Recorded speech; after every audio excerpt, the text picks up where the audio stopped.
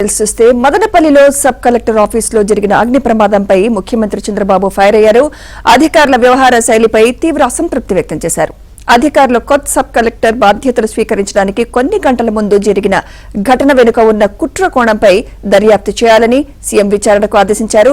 DGP Dwaraka తిరుమలరావుతో పాటు CID chief Ravishankar Ayyanar కూడా స్వయంగా వెళ్లి విచారించాలని ఆదేశించారు.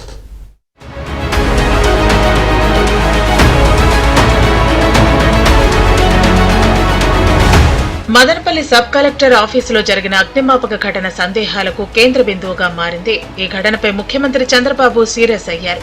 శాసనసభ వాయిదా పడిన అనంతరం తన ఛాంబర్లో chief secretary, intelligence chief, DGP, CID చీఫ్లతో చంద్రబాబు మదనపల్లి ఘటనపై సమీక్ష నిర్వహించారు.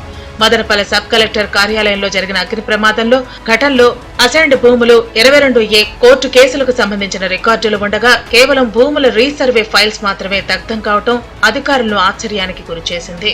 సమావేశం నుంచే చంద్రబాబు జిల్లా కలెక్టర్ తో మాట్లాడారు. ఘటనపై జిల్లా యంత్రాంగం స్పందించి తగిన చర్యలు తీసుకోలేదని ఆగ్రహం వ్యక్తం చేశారు. ఆదివారం రాత్రి వరకు ఆఫీసులో గౌతమ్ అనే ఉద్యోగి ఉండటంపై ఆరా తీశారు. ఆదివారం ప్రభుత్వ ఉద్యోగి ఎందుకు వచ్చారో కారణాలు తెలుసుకోవాలని సీఎం ఆదేశించారు. ఈ ఆదేశాలు ఇచ్చిన వెంటనే గౌతమ్ ను అరెస్ట్ చేశారు. అతను ఏ పని మీద కార్యాలయంలో ఉన్నాడో తెలుసుకోవాలని సీఎం ఆదేశించారు. ఘటన సమయంలో విధుల్లో వీఆర్ఓ కూడా ఉన్నట్లు అధికారులు తెలిపారు. ఫోరెన్సిక్ ఆధారాలు, ఇతర ఆధారాల విషయంలో ఎందుకు జాప్యం చేశారని సీఎం కలెక్టర్ ను ఆదేశించారు. ఘటన సమయంలో విద్యుత్ సరఫరా గురించి కూడా చంద్రబాబు ఆరా తీశారు.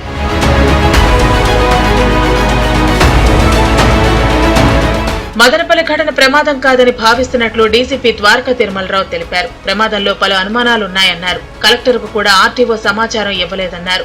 షార్ట్ సర్క్యూట్ కు అవకాశమే లేదన్నారు డీసీపీ. జరిగిన ఘటన యాక్సిడెంట్ కాదు, ఇన్సిడెంట్ గా భావిస్తున్నట్లు డీసీపీ క్లారిటీ ఇచ్చారు. దర్యాప్తు కోసం 10 బృందాలను ఏర్పాటు చేశామన్నారు.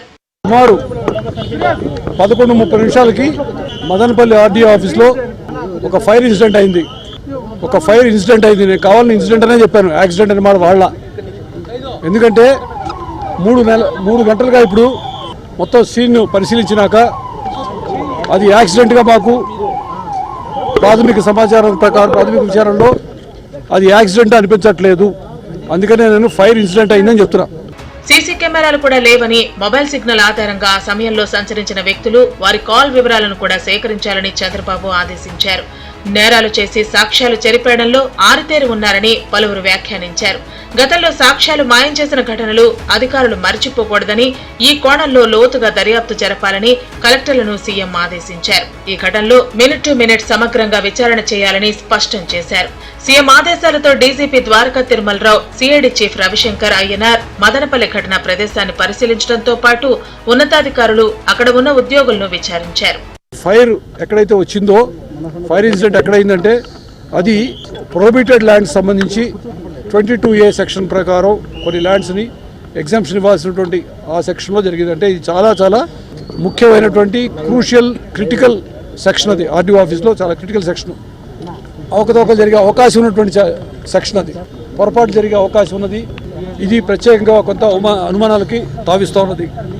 బయట నుంచి లోపలికి వచ్చి షార్ట్ సర్క్యూట్ అయ్యే అవకాశం కనపడలేదు అని. అంటే పక్కనే సబ్స్టేషన్ ఉంది కాబట్టి వోల్టేజ్ ఫ్లక్చుయేషన్స్ ఉండవు. ఇది విచారణ చాలా జరగవలసి ఉన్నది.